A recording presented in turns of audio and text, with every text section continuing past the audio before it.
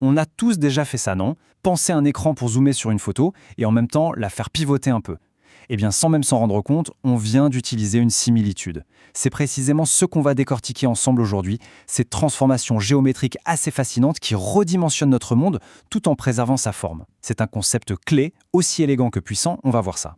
Alors, voilà notre feuille de route. On va commencer tout en douceur avec l'idée de base. Ensuite, on isolera les éléments qui définissent une similitude.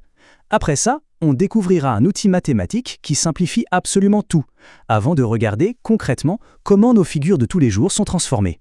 Allez, on plonge dans le vif du sujet. Pour commencer, on va partir d'une idée très simple, très visuelle, juste pour se construire une bonne intuition. Il suffit de s'imaginer sur un logiciel de dessin, par exemple. L'outil qui permet de prendre une forme, de l'agrandir ou de la rétrécir tout en lui appliquant une rotation. Eh bien, c'est exactement ça, l'idée au cœur d'une similitude. On change la taille et l'orientation, mais pas la forme. Et voici la définition un peu plus formelle. Une similitude, c'est une transformation du plan qui va étirer, ou au contraire contracter, toutes les distances de manière uniforme. Et le point clé, c'est que ça se fait tout en préservant les angles. La forme est donc conservée, mais pas forcément la taille. Donc le point vraiment essentiel, il est là, dans cette relation. Chaque distance que l'on peut mesurer sur la figure de départ est multipliée par ce même et unique rapport K, pour obtenir la nouvelle distance sur la figure d'arrivée. C'est vraiment la clé de voûte de toute la construction. Bon, maintenant qu'on a l'idée générale, passons à la suite. On va décomposer une similitude en ces 3 éléments fondamentaux, son ADN en quelque sorte. Voilà le trio magique, le centre, le rapport et l'angle. Ces 3 éléments, c'est un peu comme le code génétique de la transformation. Ils nous disent absolument tout. Autour de quel point tout s'articule, de combien on agrandit ou on rétrécit, et de quel angle on fait pivoter la figure. Et cette formule, c'est cet ADN en pleine action. Regardez bien, elle nous dit 2 choses. D'abord, que la nouvelle distance au centre, c'est simplement l'ancienne multipliée par le rapport K.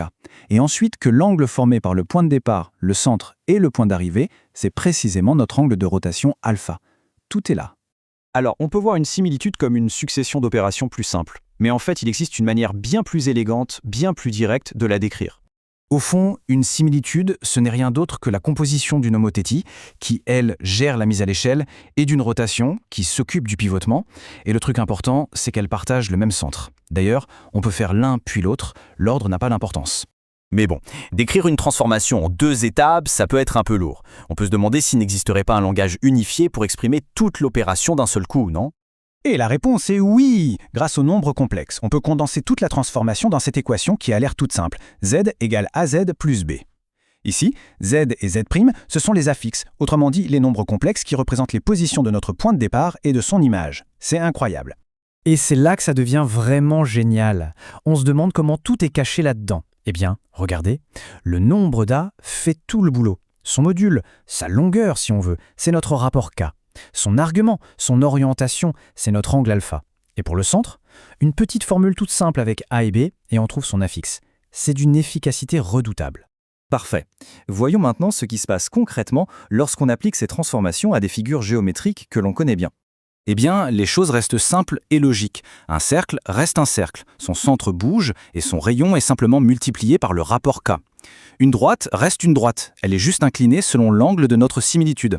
La nature des formes est complètement préservée. Ah, ça c'est un point crucial, un petit piège facile à oublier. Alors que les longueurs, elles, sont multipliées par K, l'aire correspondante est multipliée par K au carré.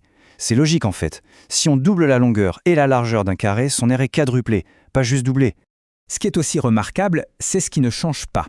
Le parallélisme, l'alignement des points, la position des barycentres, les angles droits, toutes ces relations géométriques fondamentales sont conservées. Une similitude déforme la taille, oui, mais pas le caractère profond de la figure. Et bien sûr, comme souvent en maths, toute action peut être inversée. Pour annuler une similitude, il suffit d'en appliquer une nouvelle avec le même centre, mais avec le rapport inverse, donc 1 sur K, et l'angle opposé, moins alpha. Et hop, on revient exactement au point de départ. On termine sur cette idée, tout ça, ce ne sont pas que des maths abstraites, loin de là. La prochaine fois qu'on zoome sur une carte, qu'on admire un flocon de neige ou le cœur d'un tournesol, on observe une similitude en action. Ces principes sont au cœur de l'infographie, de la description de la nature, de l'architecture. La géométrie est vraiment partout autour de nous.